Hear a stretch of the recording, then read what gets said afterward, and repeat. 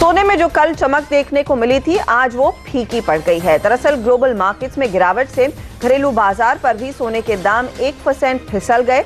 वहीं चांदी में ज्यादा दबाव देखने को मिला है। दाम जो है करीब 1000 रुपए तक टूटे हैं। साथ ही अगर कच्चे तेल का जायजा ले तो कल की गिरावट के बाद अब 1% का उछाल देखने को मिल रहा है। एग्री कमोडिटीज में भी अगर देखें तो इलायची को छोड़ सभी मसालों में आज तेजी ही देखने को मिली है। धनिया 4% का अपर सर्किट पर कारोबार करता दिखाई दिया, लेकिन गेहूं में बिकवाली हावी होती हुई दिखाई दी। लेकिन यहां से आगे की रणनीति क्या रहेगी, शाम के सत्र की आपकी क्या तैयारी होनी चाहिए, इस पर हम बात करेंगे। मोतीलाल ओसवाल कमोडिटीज के नवनीत दमानी हमारे साथ जुड़ रहे हैं और साथ ही एंजल कमोडिटीज के अनुज गुप्ता। आप दोनों का ही स्वागत है। चर्चा की शुरुआत में ये जानना चाहूंगी कि अगर नया ट्रेड लेना है तो कौन सा हॉटेस्ट पिक रहेगा। अनुज बताइए, क्या ट्रेड आप सुझा रहे हैं?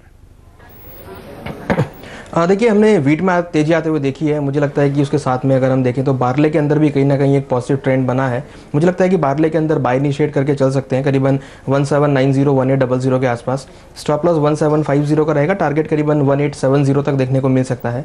वहीं हमने दूसरी तरफ कपास के अंदर भी लोअर लेवल्स पे बाइंग आते हुए देखी है। मुझे लगता है कि कपास के अंदर भी बाय इनिशिएट कर सकते हैं करीबन 900 के आसपास। स्टॉप लॉस 870 रहेगा, करीबन टारगेट 945 तक देखने को मिल सकता है। दोनों ही कॉल्स को पोजिशनल तौर पर भी इनिशिएट कर सकते हैं। चलिए, तो ये फिलहाल इस समय के हॉट पिक्स एग्री कमोडिटीज में। लेकिन नवनीत, आप कहां पर पैसा लगाने में फायदा देख रहे हैं? जी, मेरी रिकमेंडेशन रहेगी क्रूड को सेल किया जा सकता है। हमने देखा है क्रूड करीब $52 $53 के आसपास से गिरते हुए $47 के नीचे आ चुका है। जो एक इंपॉर्टेंट सपोर्ट है उसके नीचे ट्रेड कर रहा है और ऐसा लग रहा है कि यहाँ से कोई भी पुल बैक एक सेलिंग अपॉर्चुनिटी फिर से क्रिएट कर रहा है। 3075 के आसपास सेल करने का एक्सपेक्टेशन रखता हूँ। 2990 डाउन साइड टारगेट हो सकता है। कच्चे तेल में यहाँ पर पोजीशन जो है वो बिकवाली की रहेगी। साथ ही साथ दूसरी कमोडिटीज में भी आज हमने देखा है काफ़ी सेल साइड की पोजीशंस एक्टिव होती हुई दिखाई दी है। दरअसल अगर आप यहाँ पर प्रेशियस मेटल्स पर नज़र डालें तो दिवाली के बाद करीब 2500 रुपए के उछाल के बाद चांदी खास तौर से टूट रही है, बिखर रही है। इसके दाम फिर से 43,000 रुपए के स्तर पर आ चुके हैं। क्यों टूटी है चांदी इतनी, इसके फंडामेंटल्स क्या इशारा कर रहे हैं, इस सब पर बात करने के लिए CNBC TV 18 की कमोडिटीज एडिटर मनीषा गुप्ता हमारे साथ है। मनीषा, 2 दिन पहले तक चांदी में इतनी चमक देखने को मिल रही थी, लेकिन अचानक ये जो बिकवाली हावी हुई है, क्या बड़ी वजह है? जी हाँ हर्षदा, काफ़ी हद तक ये मुनाफा वसूली की वजह से ऐसा हुआ है और आज आप कह सकते हैं कि घरेलू बाजार शायद यहाँ पर अहेड ऑफ द कर्व थे, क्योंकि सुबह एशिया में भी हमने देखा था कि इंटरनेशनल मार्केट्स में चांदी फर्म थी, लेकिन भारतीय बाजार यहाँ पर कमज़ोर ही खुले थे। अब यूरोपियन मार्केट्स में आप देख सकते हैं कि 1.5% की गिरावट यहाँ पर फिलहाल चांदी में ग्लोबल मार्केट्स में है, लेकिन भारतीय बाजारों में हमने 2.5% तक की गिरावट यहाँ पर आते हुए देखी है। अक्टूबर के महीने की बात की जाए तो चांदी में यहाँ पर 7% की गिरावट थी। उसके चलते festival buying, industrial demand buying हमने काफी स्ट्रांग आते हुए देखी, लेकिन जिस तरह की तेजी पिछले 3-4 दिनों में देखने को मिली है, उसके बाद आज कुछ यहाँ पर ठहराव आता हुआ नजर आया है। गोल्ड पे थोड़ी सी मुनाफा वसूली है और चांदी क्योंकि छोटा ज्यादा वॉलेटाइल कमोडिटी है, वहां पे आपने मुनाफा वसूली काफी जोरदार आते हुए देखी है। इन एनी केस यहाँ पर चार्टिस्ट भी बता रहे थे कि जो रनअप हम यहाँ पर चांदी में आता हुआ देख रहे हैं शायद वो सस्टेनेबल नहीं है, क्योंकि यूएस प्रेसिडेंशियल इलेक्शंस के चलते जो थोड़ी बहुत अनसर्टनिटी यहाँ पर ग्लोबल मार्केट्स में है, उसकी वजह से यहाँ पर खरीदारी आई है, लेकिन चांदी शायद ये सस्टेन नहीं कर पाएगी। ज्यादातर बैंक्स और ग्लोबल मार्केट्स भी यही कह रहे हैं कि अगर आपको सेफ हेवन बाइंग या अनसर्टनिटी से बचने के लिए बाइंग करनी है तो वो सोने में की जानी चाहिए, क्योंकि चांदी यहाँ पर आगे भी काफी वॉलेटाइल कारोबार कर सकती है। चले, तो उठापटक जारी रहेगा चांदी में, और अगर सेफर हेवन की बात करें तो सोना ही आपका साथ देगा, ना कि चांदी। शुक्रिया मनीषा इस जानकारी के लिए। नवनीत, मैं आपसे समझना चाहूंगी, जिस तरह का स्लाइड देखने को मिला है, अब कितना करेक्शन आगे बाकी है? क्योंकि जैसे मनीषा भी बता रही थी कि फेस्टिव डिमांड के चलते एक स्पाइक आया था और अब हम देख रहे हैं प्रेशर आने लग गया है, तो कितनी करेक्टिव मूव आगे आएगी? जी, हमने देखा है कि चांदी जो है एक industrial metal as well as एक प्रेशियस मेटल है। हमने कुछ दिनों में इंडस्ट्रियल मेटल में करीब 3 से 5% की रैली देखी और गोल्ड भी देखा है कि करीब 2% की रैली कर चुका है। 42,000 से 44,500 तक की रैली थी, उसके बाद थोड़ा कूल ऑफ देखने मिल रहा है। मुझे लगता है कि ये कूल ऑफ थोड़ा और एक्सटेंड हो सकता है, क्योंकि सारे बेस मेटल्स भी करेक्ट हो रहे हैं और प्रेशियस मेटल्स भी करेक्ट हो रहे हैं। तो मेरा मानना ये रहेगा कि 43,300 43,500 के आसपास कोई पुल बैक आएगा, उस पर सेल किया जा सकता है। 42,800 और 42,500 डाउन साइड टारगेट हो सकता है। आप कह रहे हैं 40 to 800, 500 के लेवल्स के लिए बिकवाली करनी चाहिए, लेकिन जो एक अहम मुद्दा है इस समय कमोडिटी मार्केट्स के लिए, खासतौर से सोने चांदी के लिए, वो यूएस प्रेसिडेंशियल इलेक्शन है। जैसे मनीषा ने कहा, ज्यादातर जानकार यही सलाह दे रहे हैं कि अगर आपने सेफर हेवन खरीदारी करनी है, यानी कि वॉलेटिलिटी से बचना है, तो शायद सोने की तरफ जाएं। क्या कुछ और आप लिक्विडेशन एडवाइस करेंगे, और किस तरह का या फिर यहाँ पर एक हेज तैयार की जा सकती है जहां पर आप सोने में तेजी करें, चांदी को शॉर्ट करें इस माहौल में? जी, यूएस इलेक्शन रिजल्ट्स आने में करीब अभी यहाँ से 5 दिन है, तो 5 दिन में बहुत ज़्यादा चॉपीनेस रहेगी बाजार में। कल हमने देखा है करीब 400 रुपए की गेंस थी गोल्ड में, आज करीब 300 रुपए की गिरावट है। तो अगले 3-4 दिनों में भी ऐसी वोलेटिलिटी काफ़ी हद तक रह सकती है। मेरा मानना यह रहेगा कि हर उछाले में बेच के काम किया जा सकता है जब तक $1270 गोल्ड इंटरनेशनल में नहीं तोड़ता है। पॉजिटिव साइड पर ही रहना चाहिए, बट एक बार वो लेवल टेस्ट कर सकता है। शॉर्ट टर्म की अगर हम बात करें तो 30,500 के आसपास बेच के काम किया जा सकता है। 30,200 आपका डाउन साइड टारगेट हो सकता है। ओके, तो ये फिलहाल रुझान इस समय दिखाई दे रहा है सोने और चांदी के भावों पर, लेकिन देख लेते हैं मंडी की क्या खबरें हैं।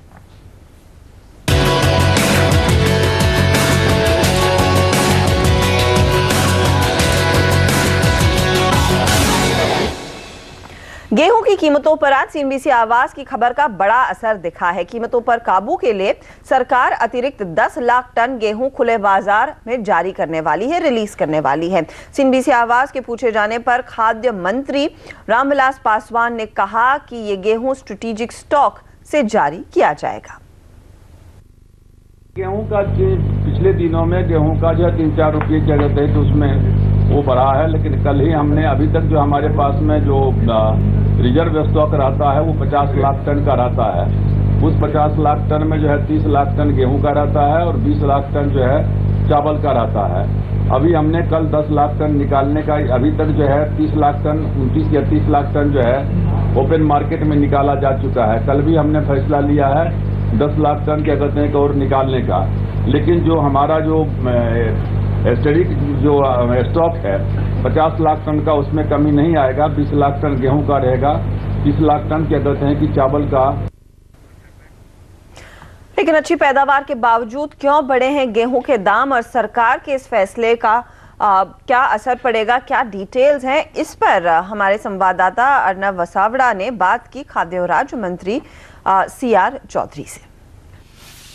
10 लाख टन जो है वीट एक्स्ट्रा रिलीज किया जा रहा है मार्केट के अंदर, और उसकी जगह स्टॉक में चावल रख दिया जाएगा, ताकि टोटल जो रिजर्व है दैट विल रिमेन 50 तो रहेगा ही रहेगा, जिसको हम कहते हैं स्ट्रेटेजिक रिजर्व, वो रहना चाहिए हर 10 डेज के अंदर, दैट विल बी देयर। और instead of the rice we are releasing the 10 lakh wheat more in the market. तो सर, सरकार के पास वीट की इस बार स्टॉक कम है, ये माना जाए क्या? इसको किस तरीके से देखें? इसका कारण देखिए, जब पैदावार कम होती है तो निश्चित रूप से हमारा जितना नॉर्म्स था उतना तो आ गया, लेकिन जैसे 280 लाख टन वीट होना चाहिए, वहाँ जब मान लो 230 लाख टन मिला, 240 लाख टन प्रोक्योरमेंट के टाइम पे थोड़ा वीट कम आया, इसलिए।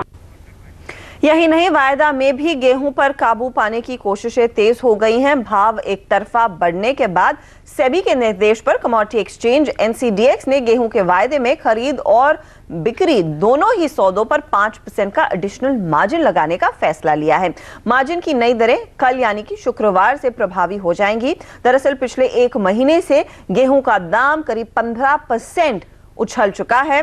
फिलहाल वायदा और मंडियों में ये 2000 रुपए के ऊपर है, जो अब तक का रिकॉर्ड स्तर है। आपको बता दें कि सबसे पहले CNBC आवाज ने इस मामले को उठाया था और उसी का असर अब दिखाई दे रहा है। सरकार ने कड़े फैसले लिए हैं और साथ ही सेबी भी हरकत में आ गई है। अनुज, इसी पर मैं सवाल लेना चाहूंगी। पिछले 10 महीनों में 10 से 20% महंगा हो चुका है गेहूं, और सरकार का जो एक्शन आ चुका है, कितना आपको इसका क्या असर दिख रहा है? क्या नीजक रिएक्शन से कुछ करेक्शन देखने को मिल रहा है, या फिर एक अब समय आ गया है कि यहाँ पर इस कमोडिटी से एग्जिट लें, बिकवाली करें?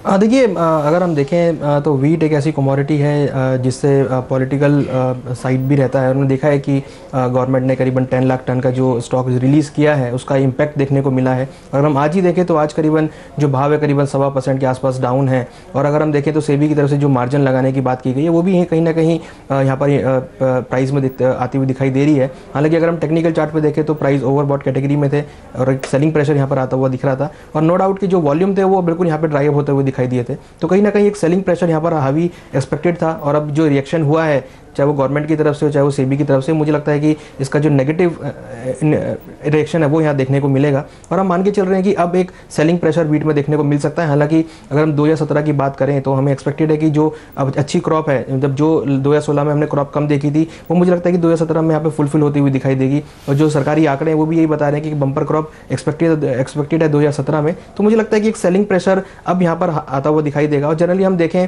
तो जब भी साल का अंत होता है और क्योंकि जब भी दिसंबर या जनवरी का महीना आता है तो उस टाइम अगर हम देखें तो जो गेहूं की क्रॉप होती है वो कम होती हुई दिखाई देती है, जो गेहूं का स्टॉक होता है वो कम होता हुआ दिखाई देता है, क्योंकि जो किसान लोग हैं वो अब नए स्टॉक को भरने के लिए जो पुराना स्टॉक है उसको निकालते हैं। तो यहाँ पर मुझे लगता है कि अब इन भावों पर मंडियों के अंदर जो सप्लाई है वो बढ़ती हुई दिखाई देगी। और जो नया स्टॉक आएगा जो कि हम मान के चल रहे हैं कि काफ़ी अच्छी बम्पर क्रॉप हो सकती है, तो मुझे लगता है कि आने वाली क्रॉप की वजह से अब इन भावों में ज़्यादा बढ़त देखने को नहीं मिलेगी और भाव नीचे आते हुए दिखाई देंगे।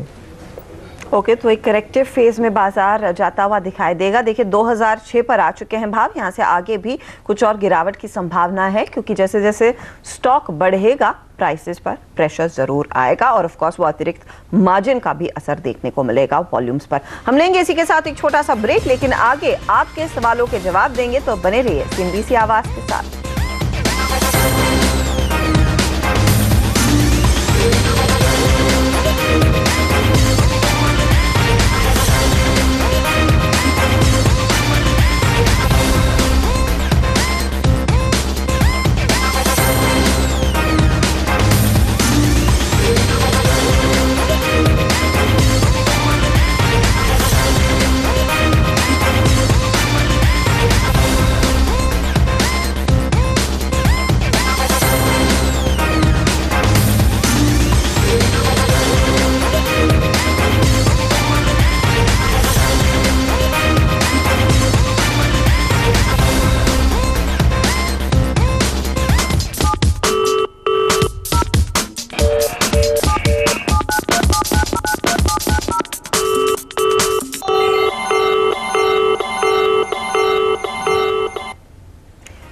आप देख रहे हैं कमोडिटी कॉल CNBC आवाज पर और अब बारी है आपके सवालों के जवाब देने की। हमारे साथ है अनुज और साथ ही साथ नवनीत, और जानेंगे यहाँ से आगे आपकी क्या ट्रेडिंग रणनीति होनी चाहिए। पहले दर्शक लाइन पर जुड़ गए हैं ओम प्रकाश मुजफ्फरपुर बिहार से। ओम प्रकाश जी नमस्कार, पूछे अपना सवाल। जी नमस्कार मैम, मैंने 3084 पे कूद डाल लिया है 2 लॉट 3084, राइट? ठीक है, 2 लॉट कच्चे तेल में है। इनफैक्ट कच्चे तेल में आपको उछाल बनता हुआ दिखाई जरूर दे रहा है। क्या सलाह होगी? 3063 के भाव आए हैं नवनीत, क्या इनका प्राइस और प्रॉफिट निकल पाएगा? अच्छा, मुझे लगता है क्रूड ऑयल अभी भी वीक है और शॉर्ट टर्म में ये थोड़ा सा और करेक्शन दिखा सकता है, करीब 3000 से 2950 रुपए तक जा सकता है। तो मेरा ये मानना रहेगा कि थोड़ा पुल बैक आएगा, इनके भाव के आसपास आए अगर तो निकल जाना चाहिए। अगर ये प्राइस होल्ड करना ही चाहते हैं तो इनको स्टॉप लॉस लगाना चाहिए 3030। अगर फिर से तोड़ेगा तो ये अपने पोजीशन से स्टॉप आउट हो जाना चाहिए। चलिए 3030 का देखिए सर, स्टॉप लॉस लगाइए, क्योंकि नॉर्मली इस समय नवनीत शॉर्ट है, बिकवाली की सलाह दे रहे हैं कच्चे तेल पर। तो 3030 का अगर स्टॉप ट्रिगर होता है तो आप एग्जिट कर लें और अपने परचेज प्राइस के करीब जितना भी जाए पास कमोडिटी, आप एग्जिट की तैयारी में बैठिएगा। संजय हरियाणा से लाइन पर है, पूछिए संजय। सर नमस्कार मैडम। नमस्कार सर, बताइए। मैंने दिसंबर का 2 कार्डमोम सेल है 1165 पे। ठीक है, तो क्या करना चाहिए मैम? 1165 की पोजीशन, और आज हमने देखा है कि इलायची में दबाव देखने को मिला था, क्योंकि बाकी मसालों में तेजी थी लेकिन इलायची देखिए 2.5% नीचे है, लेकिन आपने तेजी की पोजीशन 1165 पर ली हुई है। अनुज, क्योंकि मार्केट थोड़ा सा प्रेशर में आ रहा है, क्या इनको एक बार मुनाफा वसूली पर जोर देना चाहिए या फिर होल्ड करें पोजीशन को?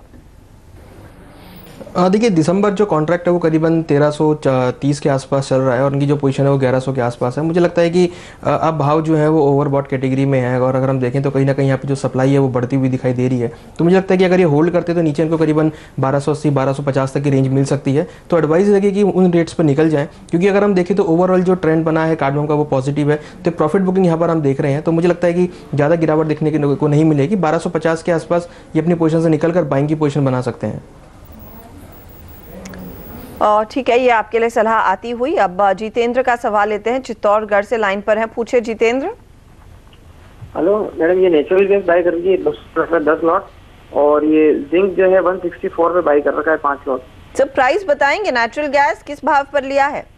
215 215 और जिंक 164। जिंक का दाम मुझे सुनाई नहीं दिया। 164 164। ठीक है, क्या सलाह होगी नवनीत नेचुरल गैस पर? पहले जी, नेचुरल गैस में हमने देखा है कि ये काफ़ी आउट ऑफ मनी पोजीशन इनकी करीब 30 रुपये आउट ऑफ मनी है। वहाँ पर अब तक विंटर सेट इन नहीं हुआ यूएस में, तो नेचुरल गैस की डिमांड अब तक शार्प अराइज नहीं हुई है। तो मुझे लगता है कि ये जो करेक्शन है थोड़ा और एक्सटेंड हो सकता है, 179 175 तक भी जा सकता है। ये ऑलरेडी काफ़ी आउट ऑफ मनी पोजीशन है, तो इनको अगर एवरेज करना है तो 175 179 के आसपास अपनी पोजीशन को एवरेज करने का कंटेम्पलेट कर सकते हैं। और सेकंड इनका सवाल है जिंक के ऊपर। जी, मुझे लगता है कि जिंक में एक अच्छा करेक्शन देखने मिला है कल के सेशन में, बट आज थोड़ा स्ट्रेंथ दिखा रहा है। 164 165 के लेवल फिर से आ सकते हैं, तो इनका प्रॉफिट में या एटलीस्ट भाव टू भाव इनकी पोजीशन से इनको एग्जिट मिल सकता है। अगर 161 के नीचे क्लोज करता है तो इनको एग्जिट कर लेना चाहिए अपनी पोजीशन। अरे तो 161 के आसपास अगर समाप्ति देखने को मिलती है तो आप एग्जिट कर लीजिएगा, वरना आप होल्ड कर सकते हैं। अगला सवाल ले लेते हैं। यहाँ पर लाइन पर मेरे ख्याल में अर्जुन है। अर्जुन नहीं, लगता है इनसे संपर्क नहीं बन पाया, लेकिन वक्त हो रहा है एक छोटे से ब्रेक का। ब्रेक के बाद कुछ और सवालों के साथ लौटेंगे सर।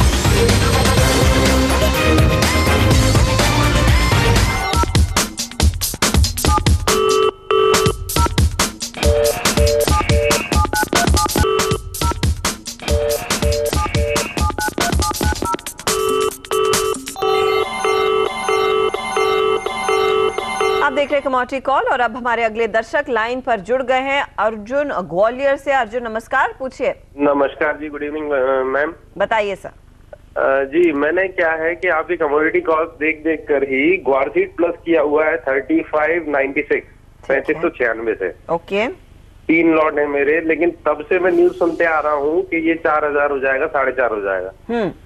तो ये सब देखते देखते मुझे करीबन 25-30 हजार का लॉस देख चुका हूँ मैं।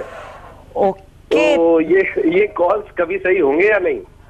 मैं उम्मीद तो कर रही हूँ कॉल सही होंगे, लेकिन अनुज आप ही बताइए, क्योंकि इन्होंने 3596 पर कमोडिटी ले रखी है ग्वारसीड की और 4000 का तो इंतजार है। अनफॉर्चुनेटली इन्होंने वो स्टॉप लॉसेस पर जोर नहीं दिया जो जानकार हमेशा सुझाते हैं।